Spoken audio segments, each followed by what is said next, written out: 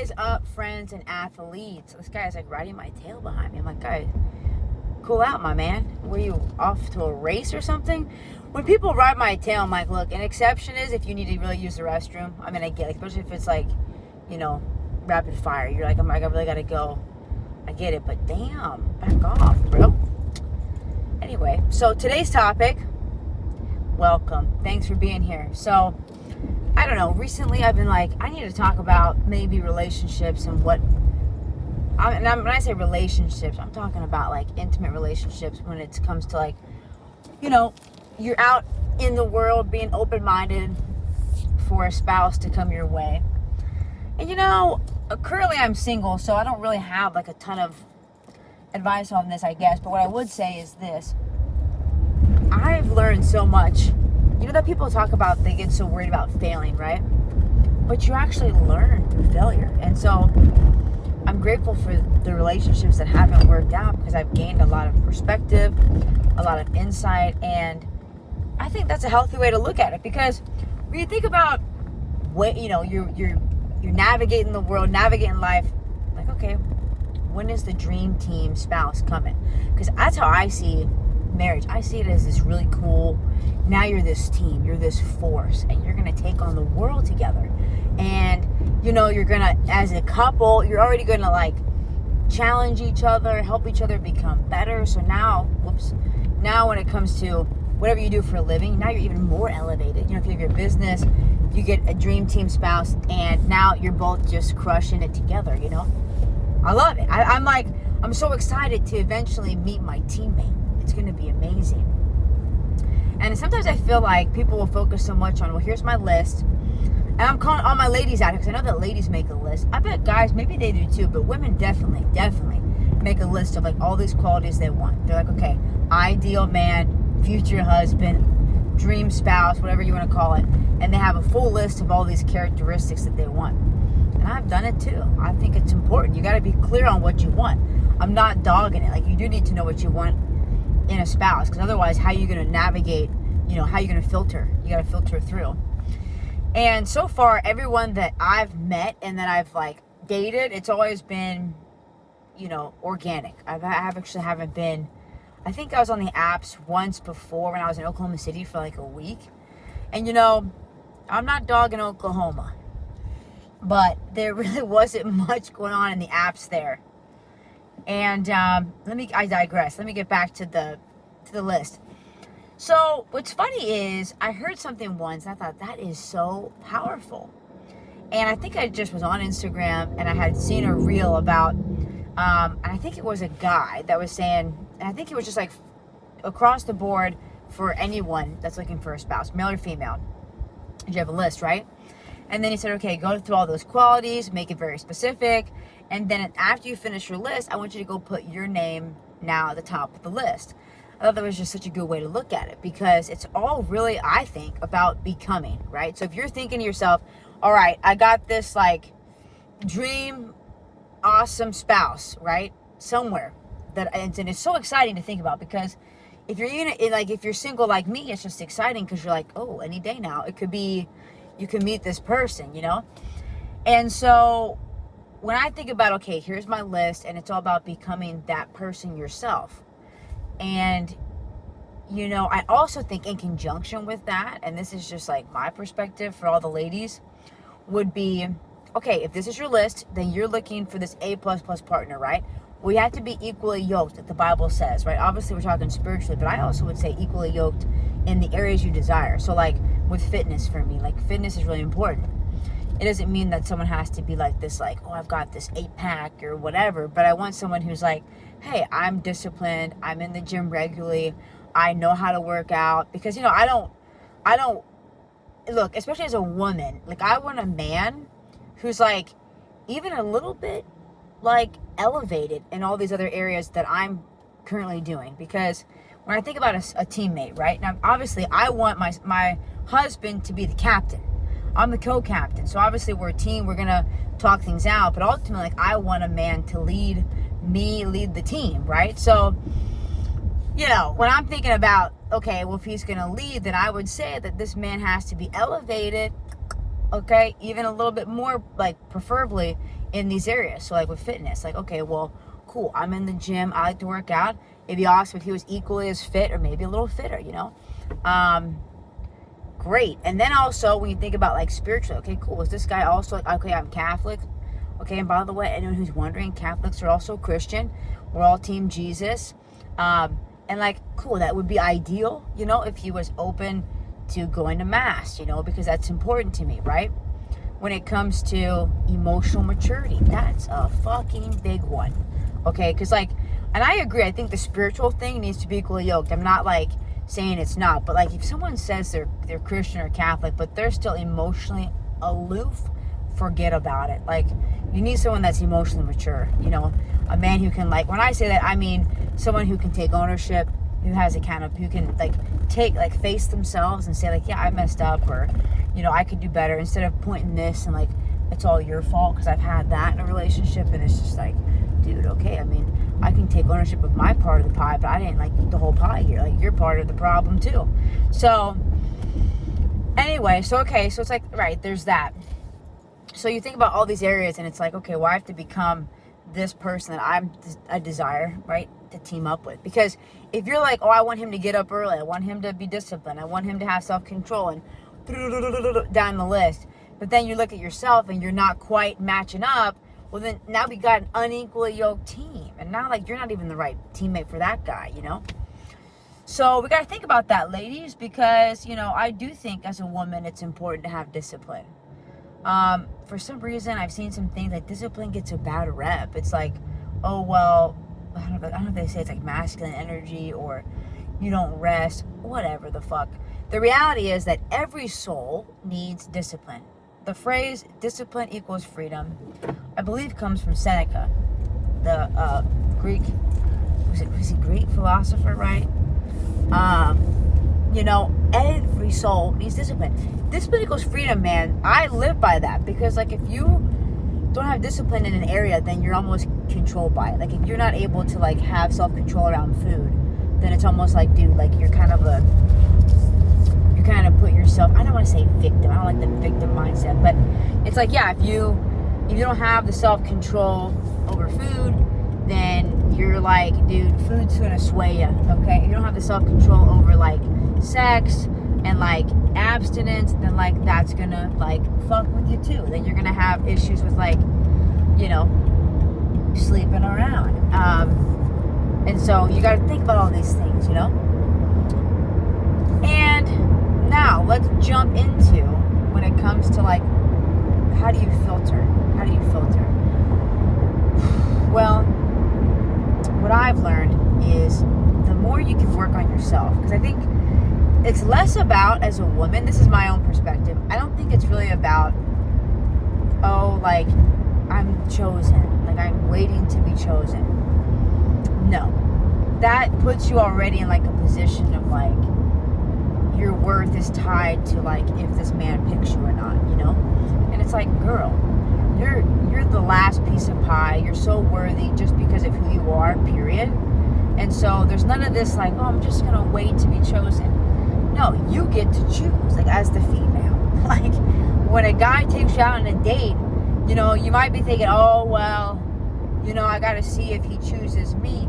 But hey, man, you're also, like, he's getting interviewed, you're assessing him, you're like, interview might not be that word, but you're like, you're seeing if he checks out. You're like, okay, well, we're gonna see if we can choose each other. The thing is, like, I think it's about a mutual choosing, not just like, oh, I'm just waiting to be chosen, and, you know, no. So, okay, then you might say, okay, cool, Katie, well, you know, how do I learn to get there with this idea of, like, okay, well, I don't have to wait to be chosen. I get to choose. Oh, excuse me. It's that afternoon feeling.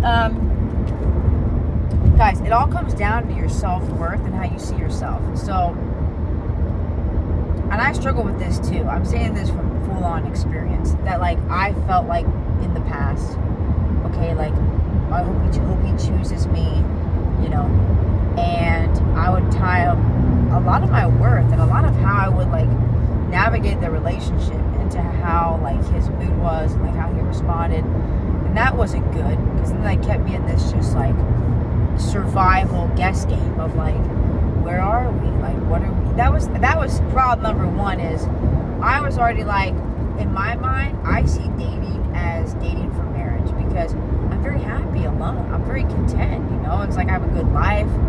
I feel very at peace. I'm thriving. And so when I think about dating, it's like, well, if this person that's basically trying to get to know me, build a connection for a potential teammate, it's like, okay, well, you know, is this person adding to my life? It should be like, he should think the same thing. She's adding to my life. You know, it's like, ooh, cool, I got another like cool friend coming in, you know, and they're adding value to my life, and we have a lot of fun together. Not that it's all about fun, you know what I mean? It's like it should be easy. I don't think relationships really should be hard. Like if you look at your friendships, now there's a caveat here, which is everybody has to be able to deal with conflict. And I think we have a lot of people out there that have no idea how to deal with conflict in a healthy way, and then repair conflict after an argument. Now, in a friendship, I would say most of the friends that you have, do you feel like your best friend was like an easy connection? You know, and obviously as you build the relationship though, and people, you know, people are people, like no one's perfect, right? Like even as a best friend, you probably let your friend down in some way, you know, or another. So you have to handle those kind of like repair conversations when you have conflicts. Okay, fine, that's natural. Like that's the other thing. It's so normal in a relationship to have conflict. And I'm not talking like you're yelling at each other. I'm just talking like, I'm sure, like there's some diversity statistic from the Gottmans, that couple that's like into psychology and help people with their relationships. It's like 60-something%, maybe even 70 of people like have conflict and like there's disagreements that like people aren't going to change that person on or whatever. My point is, you don't obviously want someone that just agrees with everything you say either. And like, oh, you're so great. You know, you want someone that's obviously challenges you and you challenge them. So, I think that, especially as a female, you know, you have to get to a place where you're comfortable being alone. Which I know is hard, especially when you've got that biological clock ticking. But you know, I've also made peace with it at this point. You know, I told myself, well, what's the worst case scenario? The worst case scenario is if you never get married and you never have kids, is your life gonna be this like failure? And I thought, no, like I'm not married right now, I don't have kids right now, and I feel like I'm thriving, you know? Now, yes, I would like to have kids, I would like to get married. I had someone the other day, this was crazy. I had someone the other day tell me, oh, well, you know what? You could just like freeze your eggs and get like a donor and still have kids. And I'm like, hey, look, if that's what some women want to do, more power to them. That's not me. I'm looking for a teammate. If I'm going to actually have kids, like that's a full-time job and commitment, man. So I need a teammate that's in it, you know, not someone that's just like, peace out when things get hard, you know. Twin had a good idea. She was like, there should be a show called Dating Disasters. And I was like, that's genius, because a big thing for me is I want to know how this person's going to handle pressure and stress and hard things, because not that your marriage has to be hard, but I just mean life is going to test you. And so I want to know that this spouse is going to be able to handle these tests and want to walk through it together, you know, hand in hand, facing things out, and not just being like, peace out. I think that's part of the problem with today's world, is like, people are too easy to think, oh, I'm just gonna get out. Like, I'm just gonna, oop, I lost this feeling, I don't feel in love, or whatever the fuck, and I'm just gonna peace. It's like, that's so juvenile. Like, when in the world, like, take working out. You don't always say, oh, I love going to the gym, it's such a good feeling. No, you know? But you're getting better in the gym. You're growing. It's the same thing in a relationship. Like, not everything's going to feel good. It's like, you're going to have times where, like, you're both tested. You might disagree with something. You're going to have a hard conversation. Normal. That's life, you know? So, to the ladies out there, the biggest lessons I've learned in a relationship is, one, set the boundaries from the get-go. It's just like with kids. This goes for guys, too. I'm not calling men children. I'm just saying, like, when anyone meets you, they're going to test you, you know? And they're going to see, okay, what can I get away with here? And if you're like, yep, here's what I want, here are my boundaries. You know, men want, like, I think, you know, good, healthy men out there do want to please women. They want to, like, meet their needs. They want to make sure they're, like, valued and taken care of. So, cool. So then, you know, as you're building a connection, getting to know each other, well, you've got your standards, you got your boundaries, and, like, if you really know what you want, like, if you're like, hey, I'm in this for marriage, for kids, well, lay that out there, you know, preferably sooner than later, because you don't want to waste their time, you don't want to waste your own time. Definitely an error that I made was thinking I could change someone, or thinking like, oh, like, I want these things, I'm serious, and the other person's saying like, why don't I just want to see where this goes, and goofy me at the time was like, oh, sure, no problem, just see where it goes. Wrong, you know. It's like, don't learn from my experience. Like, don't do that, because like, if you're serious and they're not, hey, that's fine, they don't have to be serious, but like, you don't really want to like waste your time, so best to get out of that and find someone else who's actually in the right place. Because I think with men, what I've learned too, it's like, you know, they're just, it's not until they're ready, like, unless they're ready to get married, hey, like, let them go. Like, they're gonna have to like have their own experiences. Maybe females too. You probably weren't always like, oh, I know I want to get married. You wanted to like get to know about people, date around, whatever, like, to each his own. But I do think that with men, it's like, not until a man is actually ready to like, okay, I'm in a place that I feel like, you know, they're providers. I think when they feel like they're established, they've accomplished something for themselves, that they're like, okay, cool, like, I feel rooted in what I'm doing, I enjoy what I'm doing, and I have like a good like base, then I think they say, okay, well, now maybe I'm open to meeting someone, you know. And so if you're a woman who's looking for marriage, like, okay, well, you're looking for someone who's actually like at the same level, can meet you where you're at, and then evolve together. Yeah, this is Katie's relationship take today. You're probably like, well, Katie's single. This is true. But I have had experience, and I hope you can learn from my experience. And maybe something I shared today was like, oh, maybe you didn't think of something that way, or it could help you, hopefully, in your own endeavors, whether you're dating or maybe you're already with someone. And I just think what I've learned in relationship, because really you learn all this in relationships. You can't really learn it when you're single. You learn it with other people, right? And it's just you know, just to remind everyone, it's like, look, you know, if you fell in love with that person, you fell in love with them for a reason. And if we can show each other grace and kindness and compassion, forgiveness, and learn how to not get so triggered within ourselves, and that really just comes down to doing your own work. Before you point to your spouse, your boyfriend, say, hang on, where could I like improve on this, you know? And I've also learned there's a really good book called Nonviolent Communication. I fucking love this book. And it talks about how when you are expressing your desires and needs to your partner, you know, you don't want to use the word you. It's already very like attack aggressive. So instead you want to say something like that he always says in the book. It's like, if you have something you would like your partner to do or work on, you want to make a request, not demand it. So you don't want to use you. So like, let's say I want my partner to, let me think, like, schedule date night. It's really important to me that he sets up date night. So it's like, okay, you know, like, compliment sandwich. I really love like our last date, how you set this up. It was so thoughtful, so well, you know, put out. And let's say he didn't set up a date night this week, and be like, you know, I felt disappointed when that wasn't the same outcome for this week, and then a request. I really would appreciate next week, you know, if we could have a planned out date, and if, now look at me trying to struggle not to say you. And if that would be an option, look at me, I want to say you again, you know, to set that up. Yeah, that might not have been the best example, but my point is, you see where I'm going with that? If there's a conflict or something, you want to first, like, okay, compliment, right, very basic.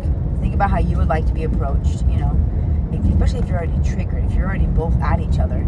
Give a compliment, appreciation. Okay, great. Now I'm going to kind of ease into this. And I'm not going to use you. I'm not going to attack them. Because remember, you don't like that either yourself.